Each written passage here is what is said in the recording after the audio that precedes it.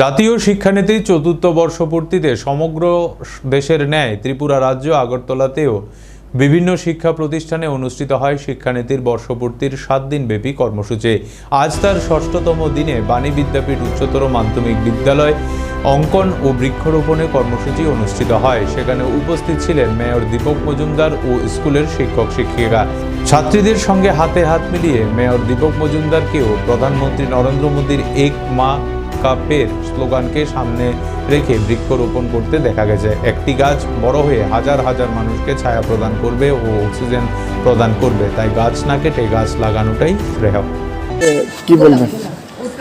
আমাদের দেশে জাতীয় শিক্ষানীতি চতুর্থ বর্ষ পূর্তি উপলক্ষে সারা দেশের সঙ্গে সারা রাজ্যে এবং আগরতলা শহরেও বিভিন্ন শিক্ষা প্রতিষ্ঠানের বিদ্যালয়ে 7 দিনব্যাপী গত 22 জুলাই থেকে শুরু হয়েছে প্রোগ্রাম। আজকে এখানে বাণী বিদ্যাপীঠ বালিকা বিদ্যালয়ে 6তম দিন। আজকে বিভিন্ন কর্মসূচি 7 দিনব্যাপী বিভিন্ন কর্মসূচি নেওয়া হয়েছে। তার মধ্যে আজকে ড্রয়িং কম্পিটিশান এবং বৃক্ষরোপণ, তারই অঙ্গ হিসেবে আজকে আমরা বৃক্ষরোপণ করলাম।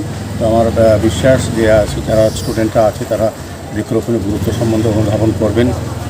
গাছ আমাদের জীবনে কতটা প্রয়োজনীয়, বর্তমান এবং আগামী প্রজন্মে মানুষের সুস্থভাবে পৃথিবী থাকতে গেলে গাছ রোপণ করা অত্যন্ত প্রয়োজনীয়। পরিবেশের ভারসাম্য রক্ষা করে বৃক্ষ। কাজে আমাদের প্রধানমন্ত্রী বলেছেন যে একটি বৃক্ষকে নিজের মায়ের নামে রোপণ করার জন্য। আজকে যে বৃক্ষটা আমরা রোপণ করব, আমরা বিভিন্ন আনুষ্ঠানিক অনুষ্ঠানের মাধ্যমে গাছ রোপণ করতে কিন্তু কিছু কিছু ক্ষেত্রে যত্নের অভাবে অনেক সময় গাছগুলি বেড়ে উঠতে পারে।